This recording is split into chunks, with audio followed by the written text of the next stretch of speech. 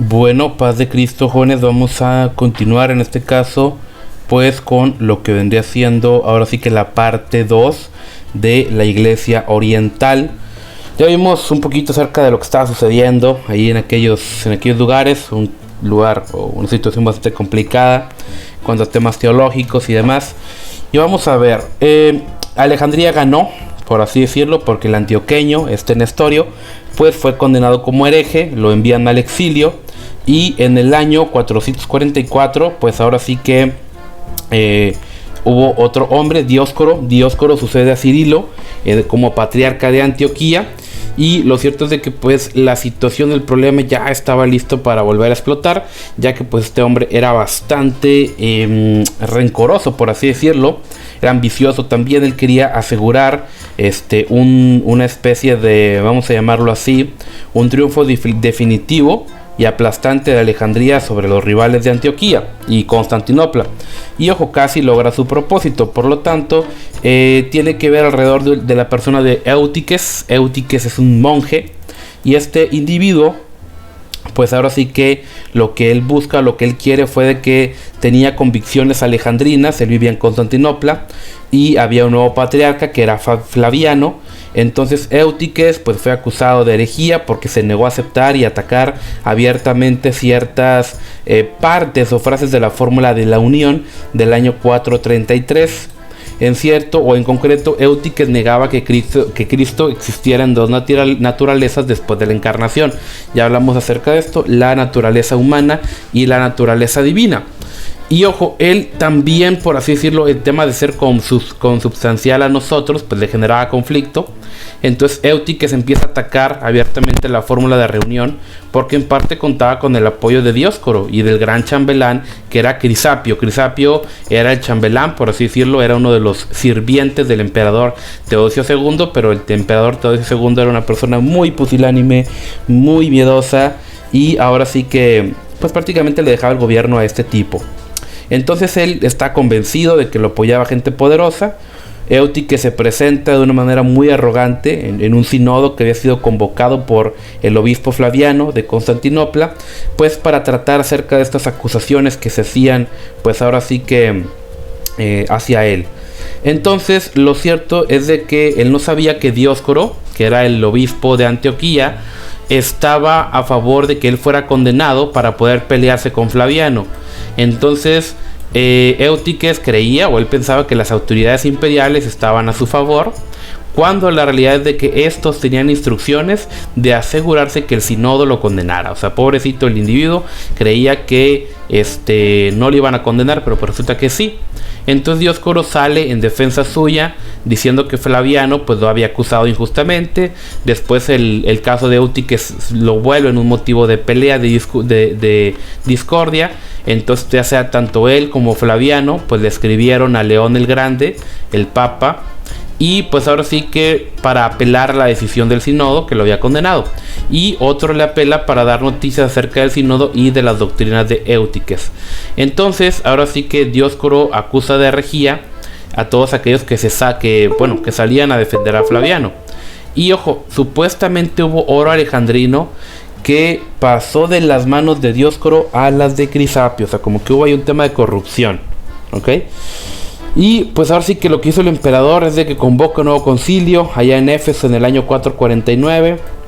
Y desde sus inicios pues el concilio ya estaba en manos de Dioscoro. 2 días antes de empezar, el emperador, motivado o influenciado por Crisapio, nombra a Dioscoro presidente del sínodo. Y pues el resultado es de que el Papa León lo llamó un latrocinio. O sea, eso es una farsa. Dioscoro no permitió que ninguno de los que se oponían a las doctrinas de Éutiques hablaran. Y cuando los legados los enviados, los mensajeros de León, trataron de leer una carta que el Papa había escrito, dando a conocer su apoyo a la condenación de Éutiques, Dioscoro pues no se lo permitió. Flaviano trató de defenderse, y ojo, los partidarios de Dioscoro lo golpearon y lo pisotearon con tal violencia que a los pocos días murió. ¿Ok? Y creo que hay que detenernos a pensar un poquito de qué tanto el, entre comillas, cristianismo pues ya se había degenerado bastante, ¿eh? O sea, en este punto ya, híjole, ya en este punto ya no había una manera, pues ahora sí que de salvarlo, o una manera de apelar a de que pues este tipo de cristianismo era verdadero, ¿va? Porque pues realmente vemos que no, o sea, tiene que recurrir a la violencia, intrigas, corrupción y prácticamente todo esto que fraguó este individuo Dioscoro, pues ahora sí que lo hizo con tal de obtener poder. O sea, aquí vemos un problema, y el problema está en de que esta gente lo que hacía era que trataba de humillar, por así decirlo, teológicamente a otros grupos para hacerse con el poder.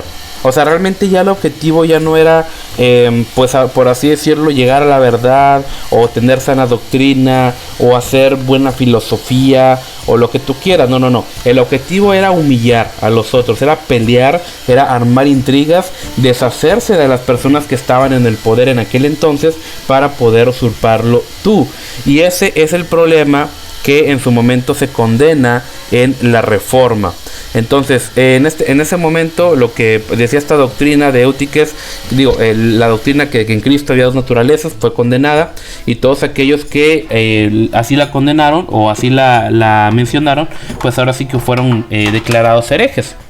Entonces, para asegurarse que su victoria pues fuera definitiva, Dioscoro y su gente decretaron que quienes sostuvieran las herejías de Nestorio y Flaviano, que para Dioscoro eran la misma cosa, pues fueran, por así decirlo, excomulgados. Entonces, cuando se conoce lo que pasa en Éfeso, el Papa León se niega a aceptar, pues ahora sí que este mugrero, ¿verdad? Por así decirlo. Entonces, él lo declaró que eso era un conciliábulo de ladrones, y pues ahora sí que todas las gestiones que él hizo, pues prácticamente fueron en vano, ¿verdad? O sea, realmente el Papa no pudo hacer mucho en ese momento. Y lo cierto es de que en ese momento pues sucede algo muy inesperado. El emperador era una persona que era muy buen jinete, se muere. O sea, se muere en un accidente de caballo, y lo sucede a su hermana Pulqueria, sí, que nombre tan feo, y pues ahora sí que contrae matrimonio con un militar llamado Marciano. Y bueno, gobierna junto con él. Pulqueria era una mujer fuerte, ella había dado más muestras de habilidad en tema político, y había quienes pues pensaban que ella podría gobernar con firmeza y justicia. Poco antes de morir, Teodosio pues la había expulsado de la corte porque muy probablemente no le gustaba lo que hacía Crisapio. Entonces, durante ese tiempo, pues por así decirlo, ella, ahora que ya empezó a gobernar junto con su esposo, empieza a deshacer lo que hacía Teodosio. Teodosio, Crisapio y Dioscoro. Entonces los obispos que fueron depuestos ahora son instalados nuevamente. Flaviano es colocado en la Basílica de los Apóstoles. Muchos obispos que antes habían seguido a Dioscoro, al ver que el tema político iba en su contra, cambiaron de posición teológica. Y aquí también hay que detenernos a pensar de que realmente el tema teológico o el tema de la doctrina es lo que debería de importar, no a la política del imperio.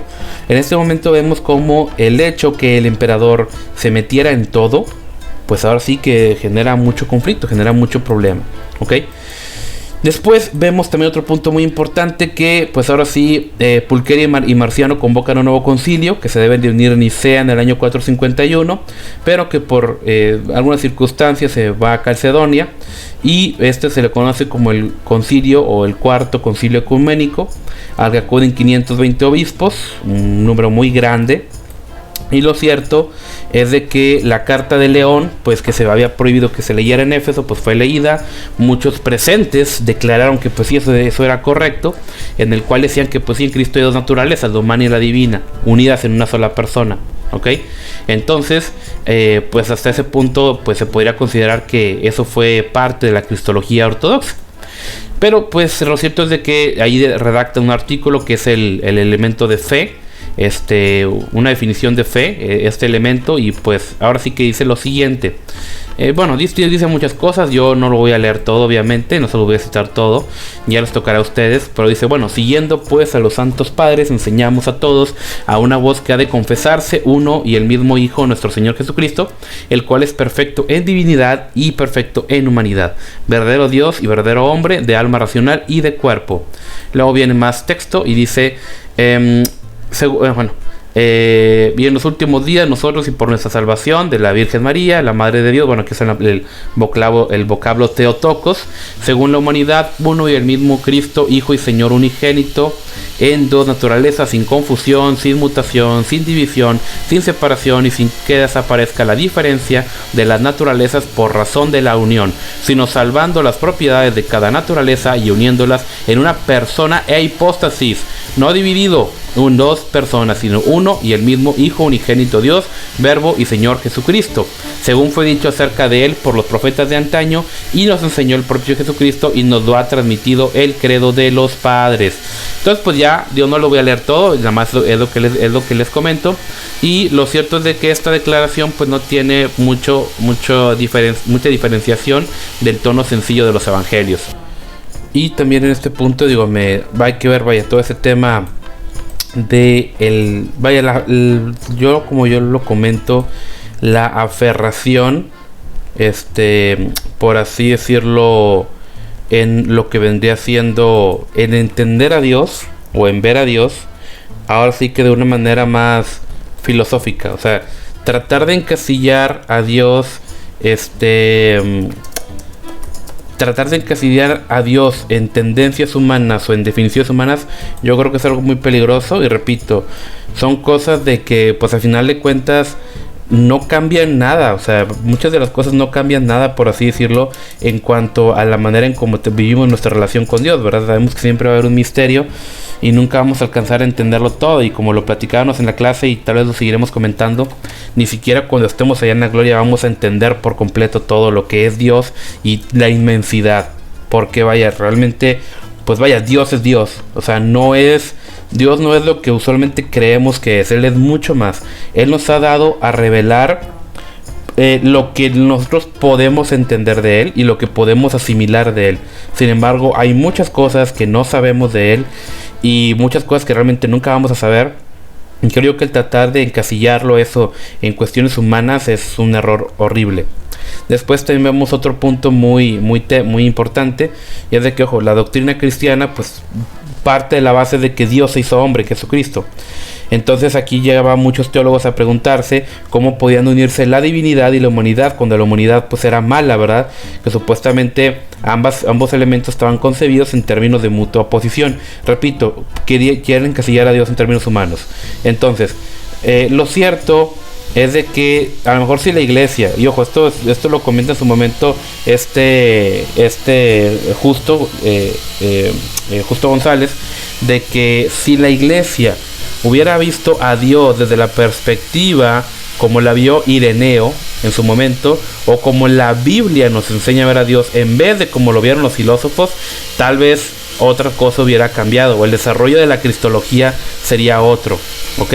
Ahora, todavía hoy en día hay nestorianos, hay gente que dice, no, ¿sabes qué? Quiso tener una naturaleza divina y tenía una naturaleza humana, y ambas se pueden como que dividir, ¿verdad? Segmentar, porque dicen, bueno, mira, mientras el Jesús humano tenía hambre, tenía sed, lloró, etcétera, bueno, Jesús como era Dios seguía teniendo su naturaleza divina, ¿verdad? Y esa naturaleza divina obviamente no sentía todo eso, pero repito, no afecta, muchas veces estas cuestiones no afectan nada a nuestra relación con Dios. O sea, a ver, ¿cómo va a cambiar mi relación con Dios? ¿O cómo va a cambiar mi manera de evangelizar? ¿O cómo va a cambiar mi devocional diario con Dios el profundizar en ese tipo de cosas? Digo, está bien, no está mal, pero ¿cómo va a afectar? ¿O cómo yo puedo decir que cuando una persona vea esto de una manera diferente, pues se va al infierno? No, o sea, realmente no tiene ningún sentido. O sea, el poner o el tratar de poner dogmas por encima del evangelio y de la salvación es muchas veces lo que nos trae muchos problemas.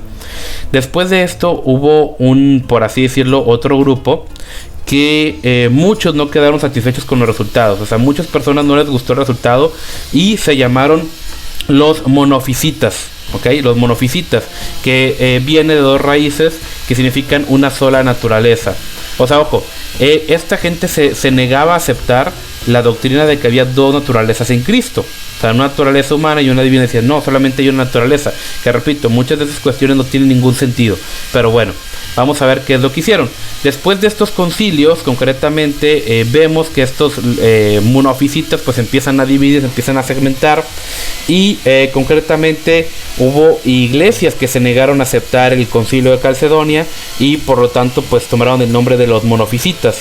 Y concretamente hubo otras que se negaron a aceptar el tercer concilio ecuménico de Éfeso en el año 431, que fueron llamadas nestorianas. Y ojo, después hablaremos acerca de las iglesias nestorianas, ¿ok? Y pues bueno, vamos a ver también otro punto muy interesante, y es de que justamente el tema de las controversias, ¿verdad? Que es lo que les comentaba. Siempre hubo temas ahí de corrupción metidos, siempre hubo temas ahí de pues vamos a llamarlo así, mano negra, por así decirlo, involucrada. Y pues bueno, prácticamente ahora sí que, repito, aquí se juntan muchas cosas, desde el poder del imperio, el poder del imperio bizantino, la influencia del emperador. Tiene que ver también lo que vendría siendo el tema del Papa, la corrupción y pues bueno, todos estos temas. Después vamos a ver otro punto también importante, y es de que ya en este punto a Éutico, a este individuo Dioscoro, pues ahora sí que prontamente fue tenido por mártir. O sea, la gente lo empezó a tomar por mártir, y pues ahora sí que su doctrina pues fue considerada ortodoxa en su momento. Y ojo, creo yo que en parte también es por esto que el cristianismo oriental, por así decirlo, se dividió tanto, porque realmente hubo tantas divisiones, hubo tantos problemas, hubo tantas a veces cuestiones insignificantes incluso, que realmente hicieron que se dividiera mucho. Y cuando llegan los musulmanes, pues ahora sí que traen, por así decirlo, una especie de algo nuevo, ¿ok? Bueno, entonces vamos a continuar en este caso. Miren, vamos a ver también que pues ahora sí que tanto Siria, la región de Siria, como Egipto, pues ahora sí que se consideraban ajenas a los intereses del imperio. Y pues ahora sí que, ojo, se consideraban ajenas al imperio por cuestiones más que nada políticas, económicas y sociales. Realmente no eran las cuestiones teológicas lo que marcaba como que la gran diferencia, ¿ok? Realmente no había mucha diferencia en un momento. El tema teológico, como lo vimos, en su momento el tema teológico fue utilizado para dar a conocer o para dar a interpretar el poder del imperio. O sea, el imperio prácticamente hacía lo que quería, y el emperador tenía mucha voz, tenía mucho voto, y pues esto es obviamente era un punto muy complicado, ¿ok? Entonces, ahora sí que lo que hacen los egipcios, lo que hacen los griegos, pero los sirios, es de que dicen, ¿sabes qué? No quiero esto. Si el emperador allá en Constantinopla pues sí quiere andar haciendo este rollo, pues ahora sí que no me concierne a mí. Por lo tanto, pues si él usa la teología para imponer su autoridad o para demostrar que solamente él las puede, pues ahora sí que yo voy a hacer lo mismo, ¿ok? Entonces ellos cada vez se van distanciando más de Constantinopla. Lo cierto es de que pues ahora obviamente los emperadores, al ver que mucha gente se les empezaba a rebelar, pues ahora sí que ellos empiezan, por así decirlo, a ver la manera en cómo se los pueden ganar de vuelta, ¿ok? Quieren ver cómo se pueden ganar de vuelta a esta gente. Entonces ahora sí que ellos tratan, o ellos ven la manera en cómo poder llegar a cierto, vamos a llamarlo así, a cierto acuerdo, ¿ok? Entonces, ¿por qué? Porque Egipto y Siria pues eran una de las provincias más ricas del imperio. Entonces había que calmarlos religiosamente, porque muchos de ellos eran monofisitas. O sea, y muchos de ellos como que les atraían las ideas de Dioscoro y demás.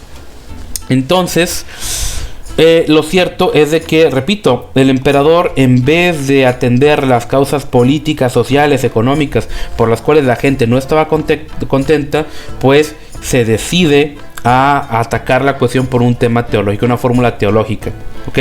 Y lo cierto es de que eso pues no ayudó mucho, porque esto hizo que la gente en más ocasiones por así decirlo, los de Siria y Egipto desconfiaban del emperador, mientras que la gente de Constantinopla, que sí era leal al emperador y sus alrededores, pues al ver que el emperador quería quedar bien con los sirios y con los egipcios, como que también incluso ellos se le rebelaron, o había ahí ciertos problemas.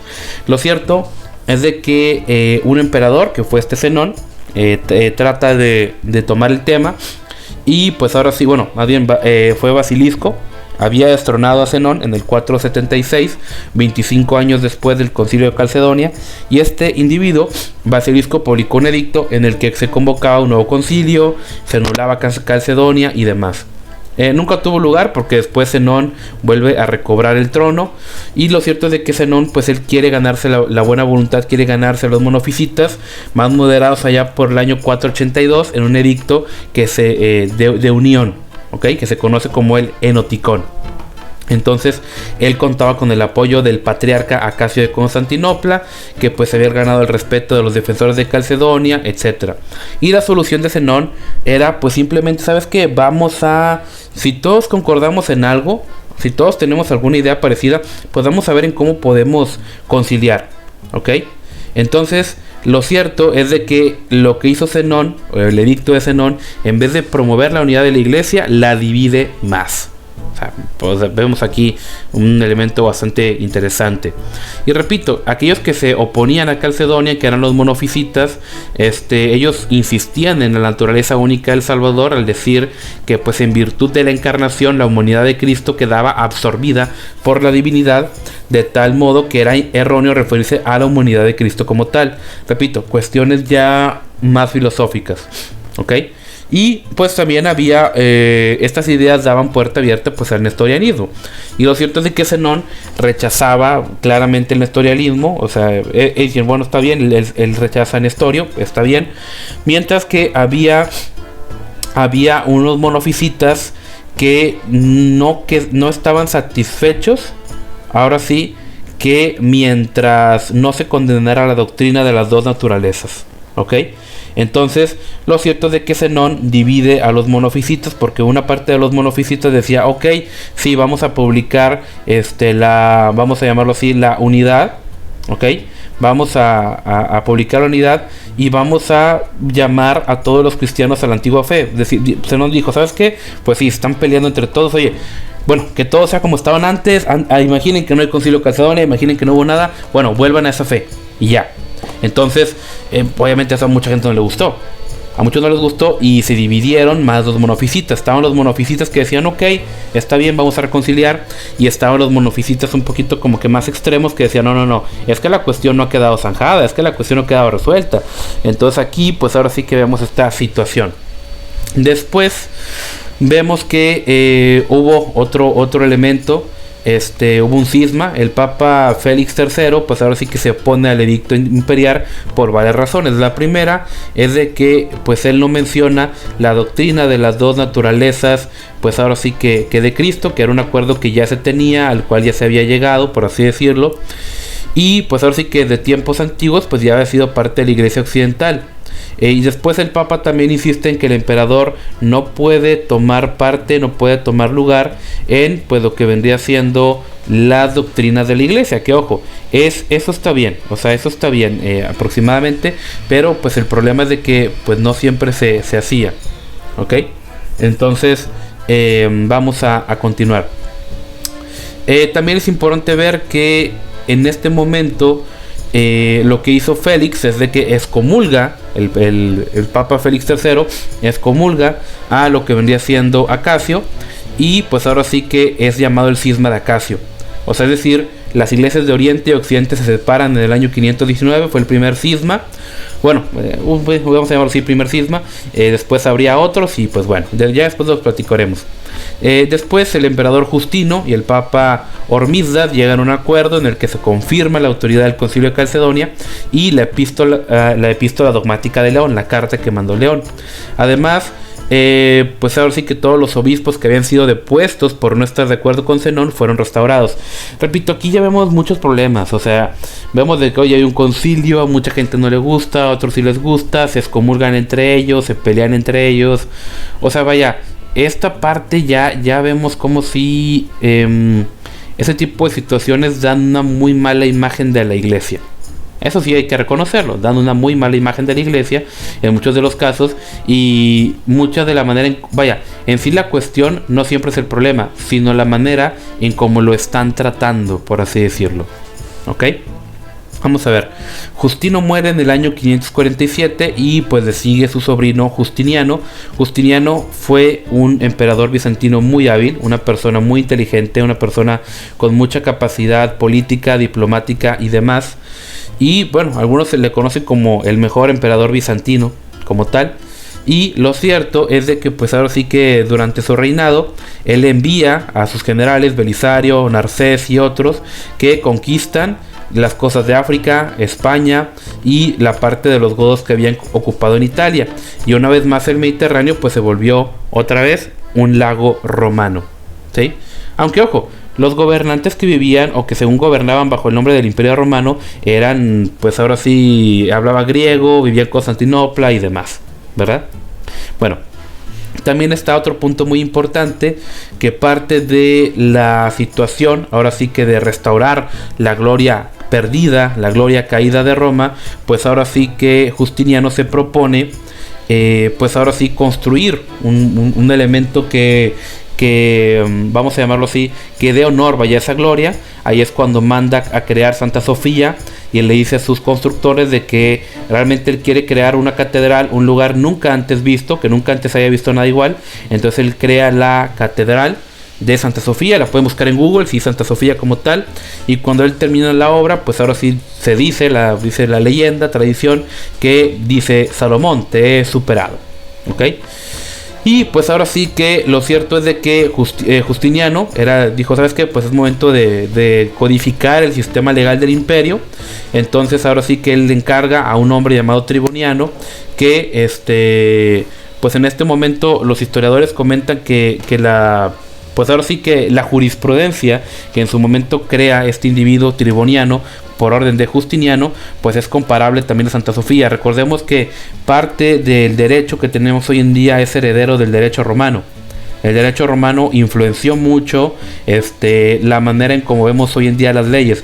Lo que es el derecho romano, la filosofía griega, la espiritualidad y la moralidad y la familia de los judíos fueron los que le dieron molde, por así decirlo, a Occidente. ¿Ok? Entonces, bueno, continuamos en este caso y no nos vamos a detener aquí. Lo cierto es de que Justiniano dice, bueno, ya le di estabilidad al imperio, le di unas buenas leyes, le di una buena catedral que representara el poder, ahora hay que tener una iglesia dividida. Y recuerden que muchos en Egipto y en Siria, ellos decían, somos desleales al emperador, o sea, lo decían así tal cual. Y decían, el gobierno de Constantinopla es una herejía, son unos herejes. Y lo cierto, ya el tema de los herejes ya se ha distorsionado mucho, o sea, ya cualquiera es hereje por cualquier cosa. Así que bueno, ya todos, para los musulmanes somos herejes, para los judíos somos herejes. Así que pues bueno, ya ya es una palabra que ya se ha desvirtuado. Bueno, ya tiene muchos años desvirtuándose. Entonces pues ahora sí que lo que quería Justiniano es de que pues este concilio, o crear otra vez otro concilio, para pues ver la manera en cómo el concilio de Calcedonia y los monofisitas pues más moderados pudieran llegar a un acuerdo. Y ojo, en el siglo XX ya muchos historiadores concuerdan que lo que hizo Justiniano acerca del carácter verbal, ahora sí que de la controversia, pues algo muy importante. Pero también señalan de que, ojo, Justiniano quería resolver esto mediante política, cuando realmente las situaciones eran a veces más económicas, a veces más sociales, y eso no lo vio él. Entonces ese fue uno de los errores que tuvo Justiniano. Realmente el problema no era tanto eso, de que hubiera teología diferente, sino que simplemente como que fue la excusa. O sea, fue la excusa como que para estarse peleando, de que tú estás en Constantinopla, el emperador no nos pela, a ustedes sí los hace caso, etcétera. Pues bueno, ahora sí que cada quien mejor por su lado.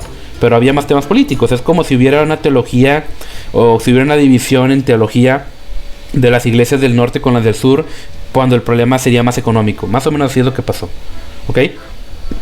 Lo cierto es de que el emperador pues no se da cuenta de esto, y Justiniano empieza a tratar a los monofisitas pues ahora sí que con mayor consideración, de una mejor manera. Los invita cordialmente a su palacio, tienen correspondencia, etcétera. Y en el año 532, ahora sí que un grupo de ambas partes, ahora sí se reúnen.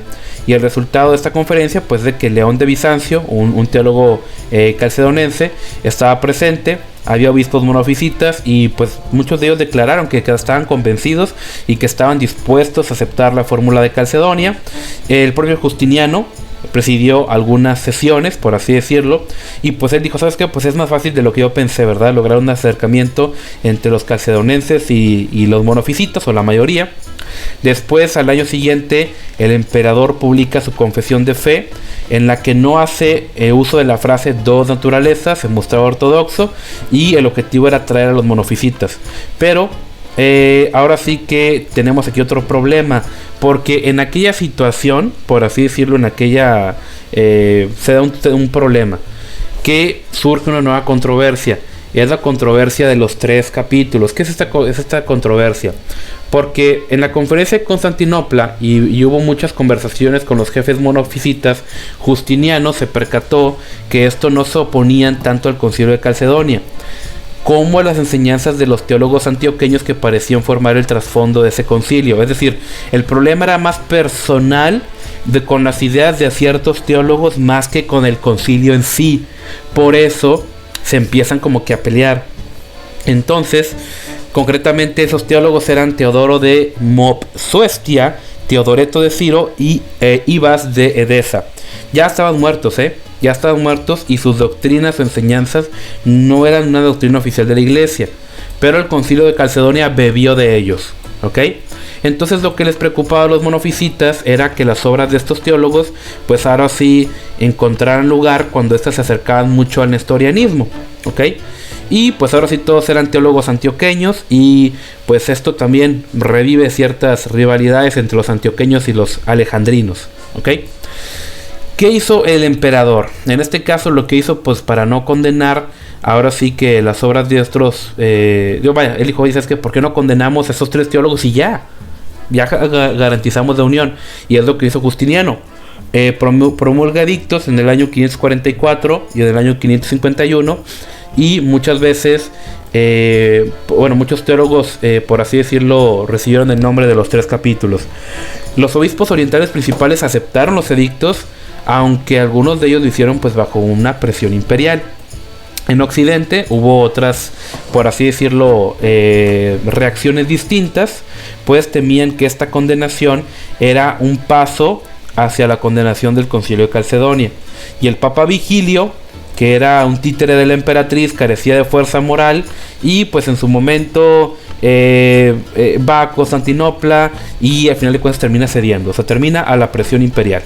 Entonces, cuando el Papa cede, hubo pues resultados contraproducentes, porque muchos obispos occidentales se opusieron, y muchos obispos orientales que antes habían apoyado al emperador ahora cambiaron de política. Aquí podemos ver que en este momento el Papa no tenía tanto poder como nos lo han querido saber entender, ¿ok? Entonces pues ahora sí que debemos de estar cuidadosos, por así decirlo, de no caer en ese tipo de cuestiones, ¿verdad? Vamos a hacer lo siguiente. También vamos a ver que es que les comento, el Papa no tiene tanto poder como nos dice la historia. Si el Papa tuviera tenido tanto poder, los obispos no se hubieran opuesto. Hoy en día los obispos en muchas ocasiones son títeres del Papa, o sea, en aquel entonces no era tanto así. Y después, cuando el Papa ve esto, cambia de opinión. No que era infalible, bueno, aquí cambia de opinión, retira su condenación, y entonces Justiniano promulga un segundo edicto en el que reiteraba la condenación de los 3 capítulos. Y lo cierto es de que el emperador tiene tantos problemas que, ¿sabes qué? Otro concilio, un quinto concilio ecuménico que se reúne en Constantinopla en el año 553. Entonces, el Papa estaba en la ciudad porque Justiniano no le había permitido volver, ¿ok? Entonces, lo cierto es de que Vigilio envió un comunicado en la que condenaba algunas frases de los 3 capítulos, pero se niega a condenar a los autores. Entonces en la asamblea, pues ahora sí que pues a pesar de todo, como en la asamblea muchos representaban los intereses del emperador, se condenan los 3 capítulos. Después Vigilio, el papa, insiste en su posición por algunos meses, pero después vuelve a capitular, accede a lo que quiere Justiniano, y esta actitud de que estoy con el emperador, luego siempre no, luego siempre sí, luego siempre no, hubo muchas divisiones en Occidente, ¿ok? Que ojo, después de todo, la Iglesia Occidental acepta el Concilio de Constantinopla en el año 553 como quinto concilio ecuménico. Y pues bueno, otro punto ya para ir terminando, vamos a ver lo que vendría siendo el monotelismo y el tercer concilio de Constantinopla, ¿ok? Aquí vemos más problemas todavía, ¿ok? ¿En qué sentido? Bueno, pues principalmente en el sentido porque después de todos estos vaivenes surge lo que vendría siendo la doctrina de lo que vendría siendo el monotelismo, que significa uno o una voluntad. Entonces ahora sí que este patriarca Sergio de Constantinopla propone que Cristo sí tenía 2 naturalezas, la divina y la humana, pero había una sola voluntad. Dijo, ¿sabes qué? Ya fue tan mucho gorro, ya estamos hartos, tenemos años peleándonos por esto. Ok, 2 naturalezas por una sola voluntad. Ya, ¿cómo ven? Así la dejamos. Entonces muchos dijeron, no, esto se conoce como herejía camaleón, es una herejía camaleón. Y pues hubo un montón de problemas y se empezaron a pelear, se empezaron ahí otra vez a ver situaciones. Y lo cierto es de que le preguntando al Papa, le preguntó, oye Papa, Mr. Papa, ¿tú qué opinas de esto? Al Papa Honorio. Entonces el Papa Honorio dice, sí, va, yo la apruebo. Entonces empezó a surgir oposiciones. Y después surge un individuo llamado Máximo de Crisópolis, aquí se le conoce como Máximo el Confesor. Y en el año 648 él se opone al monotelismo, a tal grado que el emperador Constante II prohíbe toda discusión acerca de si había en Cristo una o 2 voluntades. Y el emperador promulga esta prohibición.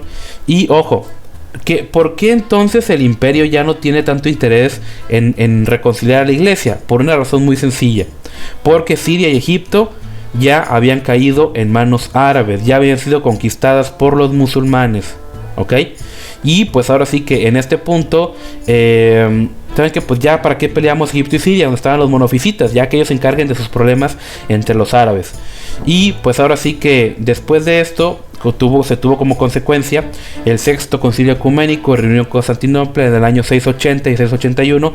Se condena el monotelismo y otra vez Calcedonia vuelve a ser el referente. Entre los monolitas condenados, fíjense, entre los monotelitas que se condenan, estaba también el Papa Honorio. ¿Sí? Ojo, un concilio afirmado por la Iglesia Católica en el cual un papa es condenado como hereje. Cuando en el siglo XIX la Iglesia Católica promulga el primer concilio vaticano en el cual comulga la infalibilidad papal. Oye, ¿no que el papa era infalible? Sí, pero un concilio lo declaró hereje. Entonces el Papa no era tan infalible. Entonces el Papa no es el vicario de Cristo. Entonces el Papa no es el sucesor de San Pedro, cuando un concilio puede darle el título de hereje, puede hacer que sea un hereje. ¿Ok? Entonces aquí valía la pena preguntarnos, oye, pues ¿qué onda con esto? Si el Papa es infalible, o ¿quién es infalible? ¿El Papa, el concilio o quién? ¿Sí? Entonces esto aquí deja un precedente de un concilio condenando a un papa como un hereje. Un tema bastante interesante que a muchos católicos les causa hasta el día de hoy dolores de cabeza. Muy bien. Vamos a continuar después con el punto de las imágenes. Vamos a irnos a la parte de las imágenes. Y pues bueno, vamos a proseguir. Y pues bueno, tenemos aquí este tema. Bueno, ya también digo, problemas y más problemas, ¿ok? Estamos allá en los anteriores de los años 800. Y recuerden que se produce aquí otro cisma, otro problema, otra cuestión, bueno, ya ni teológica, que vendría siendo pues el tema de las imágenes, ¿ok? Si debían utilizarse o no en el culto público. Y pues en la antigua iglesia cristiana no hubo tanta oposición, o parece que no hubo oposición alguna a la decoración. y subrayo decoración de las iglesias mediante imágenes alusivas a algún episodio bíblico. Y pues bueno, como les comentaba, la iglesia más antigua que tenemos es la de Dura Europo, que es un cuartito literalmente.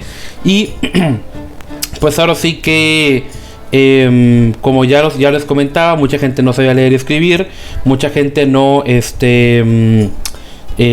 pues vaya, no tenía conocimiento. Entonces el tema de las imágenes era una muy buena oportunidad para poder evangelizar a la gente, para poder transmitir un mensaje que, ojo, nosotros también lo hacemos hasta nuestros días, ok, digo, o sea, no es algo que ustedes digan, no, eso es pecado, no, simplemente con los niños, o sea, los niños les enseñan imágenes. Aquí en la clase estamos viendo imágenes, pero son con fines educativos, o sea, no se les está rindiendo culto, le vamos a rendir culto a la imagen de Juan de Damasco. No, lo cierto es de que desde la época de Constantino, por así decirlo, había ya sermones que amonestaban o predicaban acerca del uso indebido de las imágenes. O sea, siempre existió el riesgo de la idolatría, sobre todo entre los paganos ya convertidos. De hecho, por así decirlo, a las imágenes se le conocía como el libro de los incultos. O sea, si no sabías leer y escribir, si estabas medio tonto, bueno, pues tú leías, en vez de leer, pues simplemente las imágenes te ayudaban a transmitir y a comunicar un mensaje. Ojo, fue en parte esto, porque ojo, entre los judíos no era así. Entre los judíos era sumamente importante que tú pudieras leer y escribir, ¿ok? Entonces vemos que en los cristianos al principio sí era importante que supieras leer, o sí se debe entender que el tema de la escritura, pero con la conversión de los paganos ya no, ¿ok? Entonces ahora sí que estalla alrededor cuando estaba el emperador León III, no confundirlo con el Papa. Él manda derribar una estatua de Cristo que era venerada en Constantinopla. Entonces a partir de esa ocasión, una serie de decretos imperiales, pues ahora sí que empieza con una campaña contra las imágenes. En el año 754, Constantino V convoca a la... ¿cómo decirlo? Convoca un concilio, prohíbe el uso de imágenes en el culto y condena a aquellos que las defienden, especialmente a Germán de Constantinopla y al teólogo Juan de Damasco. Y aquí surgen dos categorías, que fue la de los iconoclastas, destructores de imágenes, y los iconodulos, adoradores de imágenes. Y pues ahora sí que muchos hacían referencia a Éxodo 24:5, donde no te harás imagen de ninguna semejanza, no te inclinarás a ella, ni las honrarás, etc. ¿Ok? Y lo cierto es de que, pues sí, creo que eso es más que claro. O sea, no adorar imágenes es un tema muy, muy relevante en la escritura. Y lo cierto es de que muchos preguntan de por qué los emperadores especialmente desataron esta campaña en contra del tema de las imágenes. Muchos dicen, bueno, y muchos aseguran que sí, León III era un hombre de fe sincera, pero también tiene que ver que los musulmanes en aquel entonces acusaban a los cristianos de idólatras. Que ojo, era cierto. Sí era cierto de que eran idólatras. Entonces, lo que hacen los emperadores, a mí me pareció bien. Me parece bien lo que hicieron los emperadores de empezar a prohibir el culto a las imágenes. Creo yo que la idea era buena, pero se aplicó de una mala manera. O sea, ¿en qué sentido? De que, ok, prohíbe las imágenes para adorar, pero las imágenes ilustrativas para enseñar, pues no tienen por qué prohibirse. Repito, es como si hoy en día yo les enseñara una imagen. Mira, así Moisés abrió el mar muerto, por el mar rojo. Josué cruzando el río Jordán. Es una ilustración que me sirve para imaginar un suceso bíblico, pero es educativa. No le vamos a prender veladoras ni la vamos a adorar. No se va a venerar esa imagen, ¿ok? Entonces por ese problema, esa situación, pues sí, o sea, tiene que ver. Y ojo, muchos empezaron a defender el uso de las imágenes porque decían, bueno, si Cristo fue hombre, pues entonces es posible representarlo, como se puede representar también cualquier hombre. Entonces el primer creador de imágenes fue Dios al crear la humanidad a su imagen. Entonces lo que dice Damasco es esto, y no lo voy a leer todo, lo voy a leer nada más una parte, donde dice: puesto que algunos nos culpan por referenciar y honrar imágenes del Salvador y de Nuestra Señora y las reliquias e imágenes de los santos y los siervos de Cristo, recuerden que desde el principio Dios hizo al ser humano a su imagen. ¿Por qué nos reverenciamos unos a otros si no es porque somos hechos a imagen de Dios? A ver, aquí hay un montón de horrores teológicos, ¿verdad?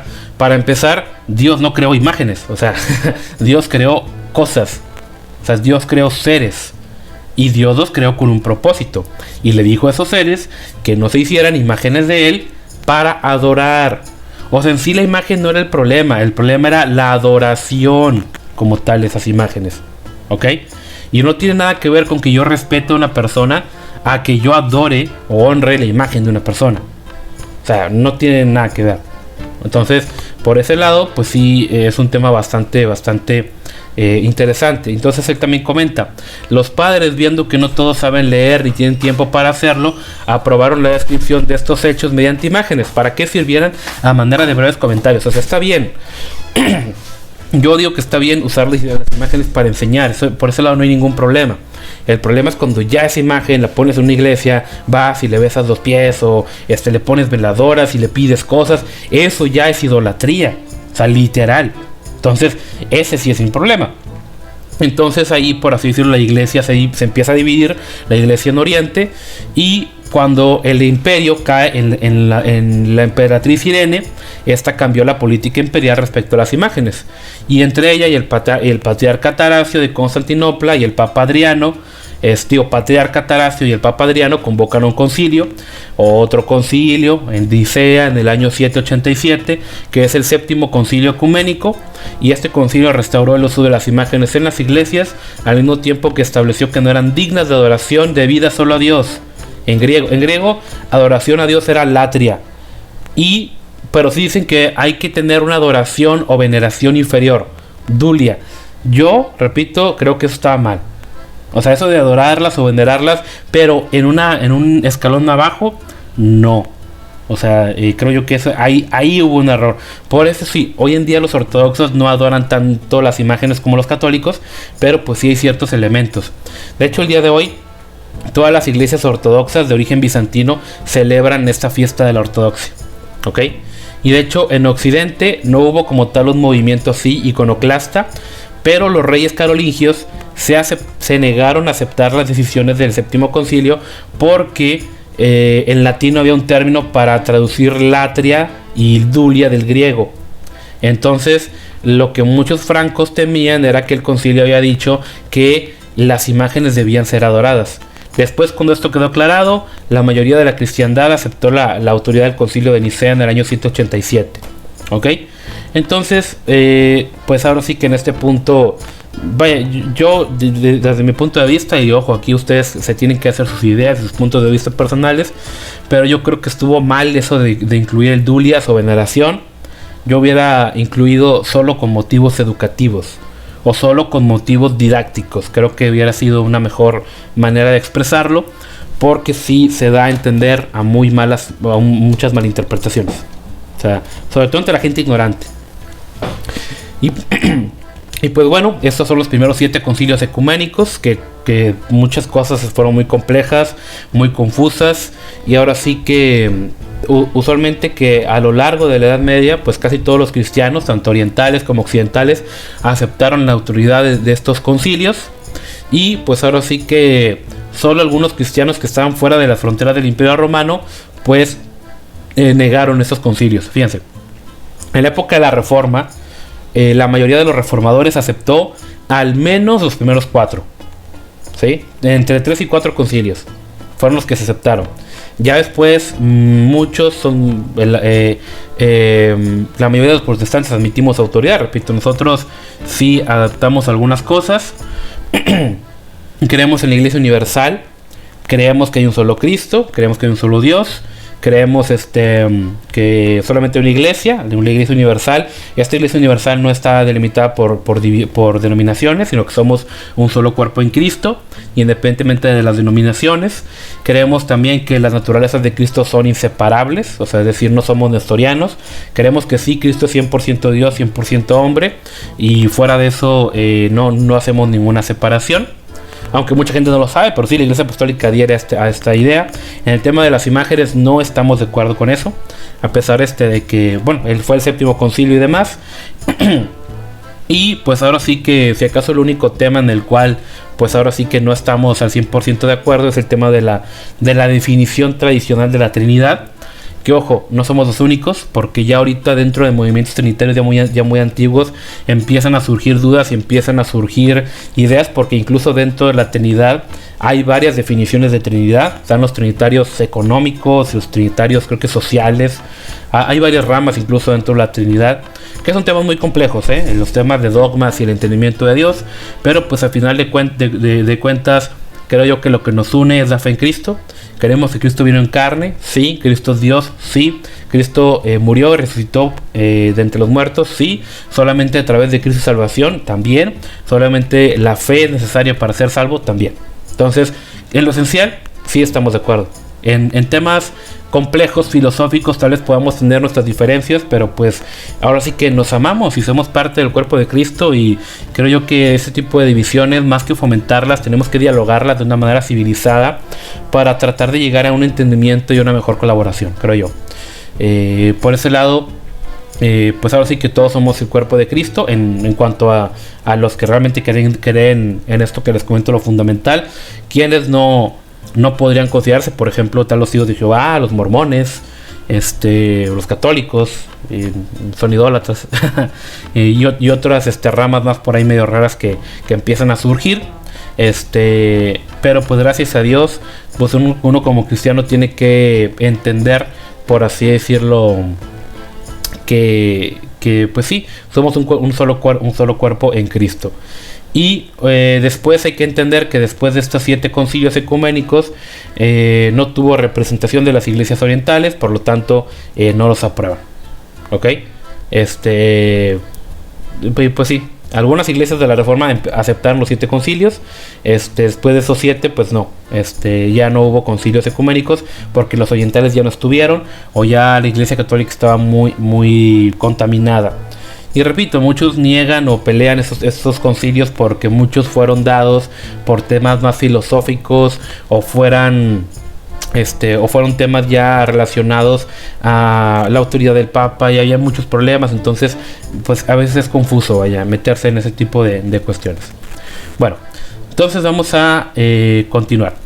Vamos a terminar. Hasta aquí vamos a dejar este punto. Nos vemos en la siguiente clase. Vamos a hablar del cristianismo en las regiones disidentes. Y nos vemos hasta la próxima.